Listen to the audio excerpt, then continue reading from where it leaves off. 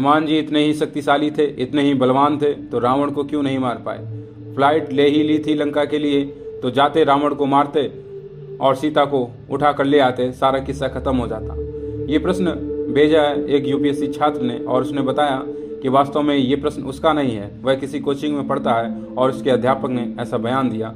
तो इस पर आपकी क्या राय है? आप भी अपने प्रश्न पूछ सकते हैं, धर्म से संबंधित, अध्यात्म से संबंधित, आत्मा परमात्मा से संबंधित, जीवन और मृत्यु से संबंधित। आपके जो भी प्रश्न हैं आप भेजिए, मैं उनके सटीक उत्तर आपको दूंगा। मैं इस प्रश्न का जवाब देता हूं और साथ में थोड़ी सी अध्यापकों के संदर्भ में चर्चा कर लूं, बाद में आपका उत्तर देता हूं। किसी भी देश की ऊंचाई में वहां के अध्यापक बड़े हिस्सेदार होते हैं। कोई भी समाज जब उत्थान करता है, नवनिर्माण करता है, तो उसमें योगदान वहां के अध्यापकों का होता है। कोई भी समाज नए रुख अख्तियार करता है, नई ऊंचाइयों को पाता है, तो उसमें बड़ी महत्वपूर्ण भूमिका में वहाँ के अध्यापक रहते हैं। कोई भी समाज जब नई ऊंचाइयों को प्राप्त करता है, नए रुख अख्तियार करता है, तब योगदान और महत्वपूर्ण भूमिका वहाँ के अध्यापकों की होती है।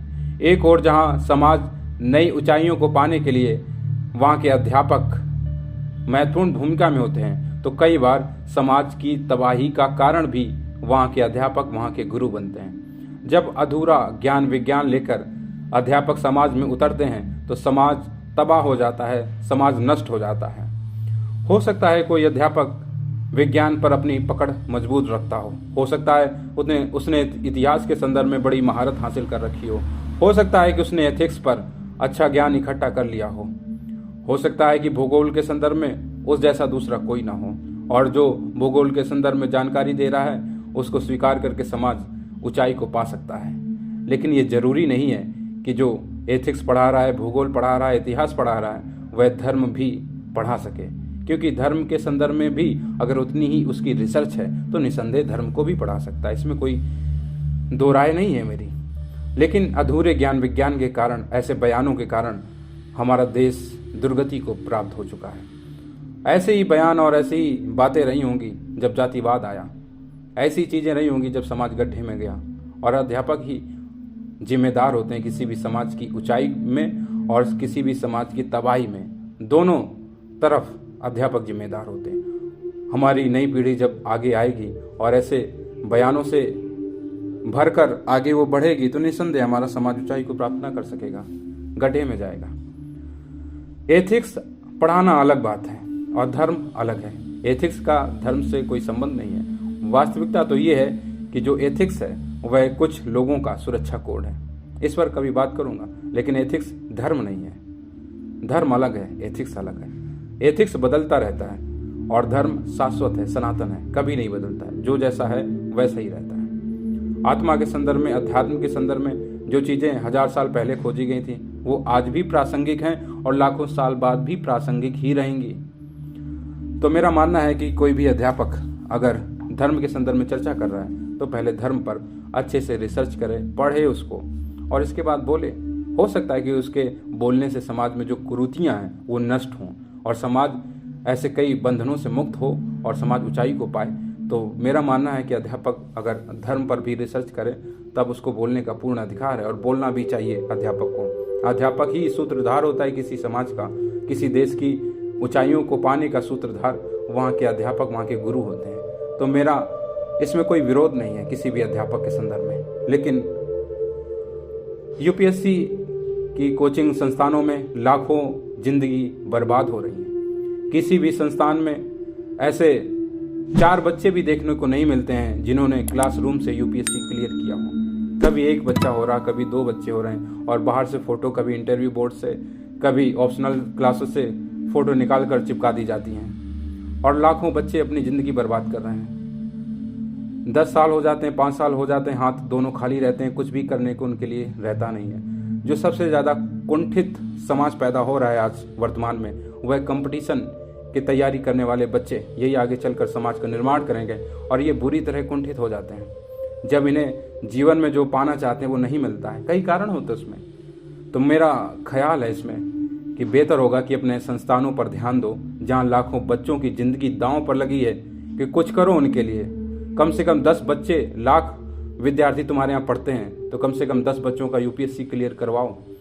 महत्वपूर्ण है विद्यार्थियों का परिश्रम और महत्वपूर्ण है अध्यापक का परिश्रम।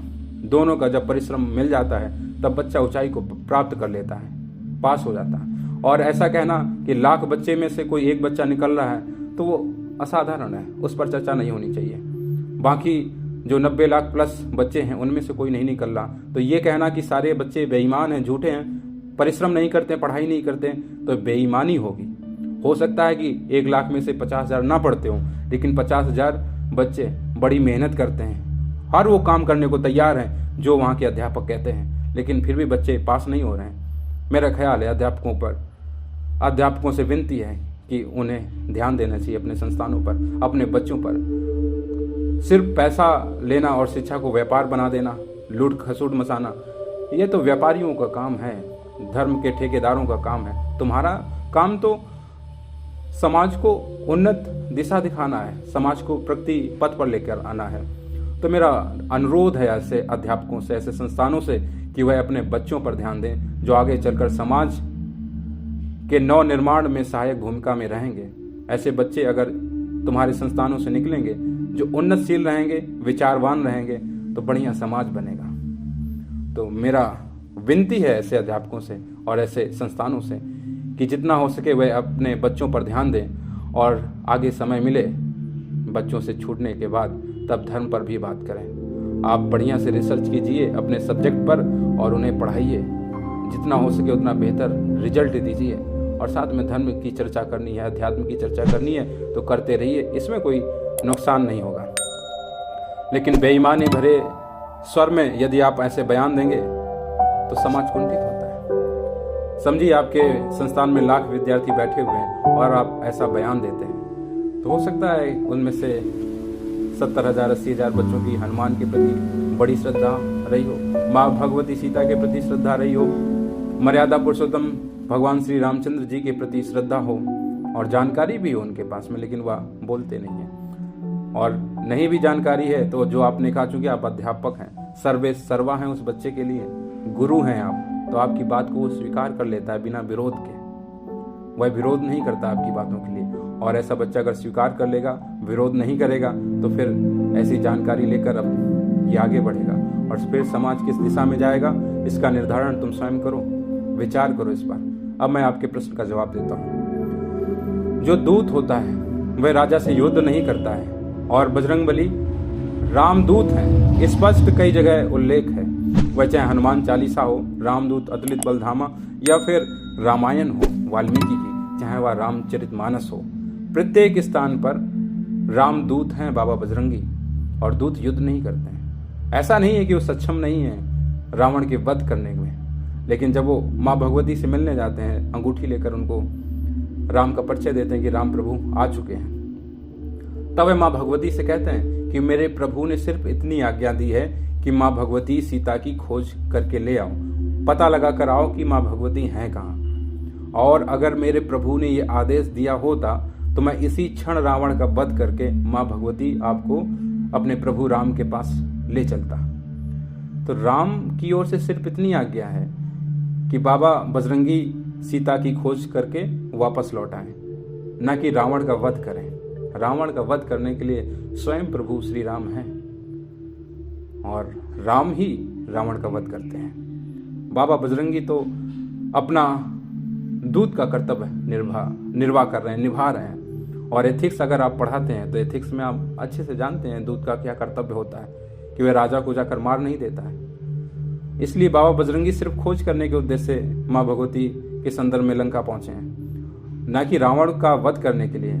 और एक जगह उल्लेख भी है कि जामवंत समझाते हैं कि कोई उपद्रव मत मचाना, जाना माँ भगवती की खोज करना और वापस लौट आना। तो दूत हैं, थोड़ा बहुत हो हल्ला भी होना चाहिए, लेकिन इसका ये मतलब नहीं कि वो रावण का वध कर दें, क्योंकि दूत हैं, दूत का इतना ही काम है कि वो जाएं और भगवती की खोज करें और वापस आएं। और जितने भी इतिहास में राजाओं का उल्लेख मिलता है, दूत के संदर्भ में उल्लेख मिलता है, दूतों का यही काम रहा है कि वह दूसरे राजा के संदर्भ में अपने राजा की बातें कहें, या अपने राजा की जो बातें हैं कि संधि करनी है या युद्ध करनी है, किस प्रकार से चीज़ें करनी है। तो दूत भेजा जाता था और दूत अपना संदेश सुनाता था, और किसी भी दूत को ना तो बंदी बनाया जाता था और ना ही उस दूत को मारा जाता था। ये एथिक्स है। तो वास्तविकता का उल्लेख तो धर्म पुस्तिका में कई जगह मिलता है बाबा बजरंगी के संदर्भ में। तो वह सक्षम है रावण का वध करने में। रावण को जब चाहे मार दें, लेकिन प्रभु की ओर से आज्ञा नहीं है। प्रभु के वो दूत हैं, इस समय भक्त हैं हनुमान, और वो चाहते हैं कि प्रभु हमारे दुश्मन का वध करें, रावण का वध करें। और राम भी जब युद्ध करने आए हैं तो फिर राजा से ही राम युद्ध कर रहे हैं रावण के साथ में। इसलिए ये झूठी बात है, झूठा बयान है कि वो फ्लाइट से लंका गए। फ्लाइट से नहीं गए थे भाई, ठीक है। और वो सक्षम नहीं थे, सक्षम थे लेकिन दूत थे। इस कारण उन्होंने रावण का वध नहीं किया, क्योंकि प्रभु की ओर से आज्ञा नहीं थी। यदि प्रभु आज्ञा देते तो रावण का वध करने में बाबा बजरंगी सक्षम है। क्षण भर न लगे उनको रावण का वध करने में। शायद समझे होंगे आप। अगर अभी भी आपके कोई प्रश्न है तो आप निसंदेह भेज सकते हैं, पूछ सकते हैं।